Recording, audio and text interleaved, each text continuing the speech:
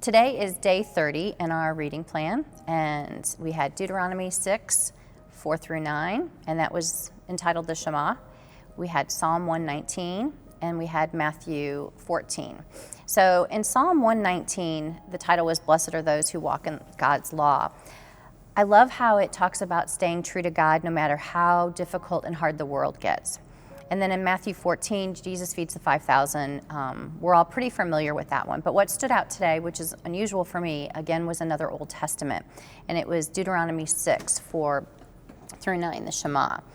I think what got to me was that Moses is preparing his people to enter the Promised Land. And he knows that the Promised Land is going to be filled with people who have different belief systems, different gods.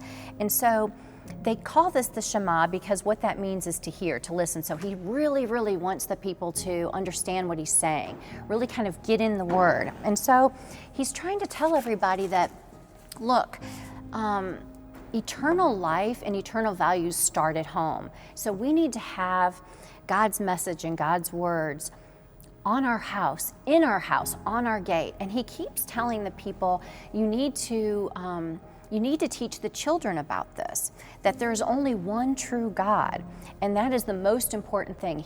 He cannot stress this enough to the people. He's scared for them.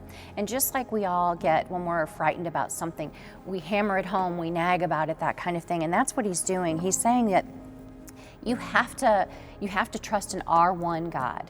We are going to be faced with things of the great unknown.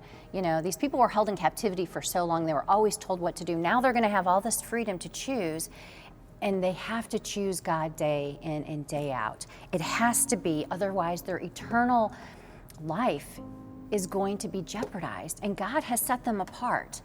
And even though they've been told that, now they have to live it. And so he keeps talking about the children, and I want to explain this to all of you. Whether you have children at home, you want children, you're not married, heck, you could be a teenager, children aren't even, you are a child. We are God's children. And so this message is not just for the parent or the grandparent. It is for all of us. We are all children. You have a duty to everyone to share the message of God, that we have one true God. So let that sit with you for a few minutes and pray on that.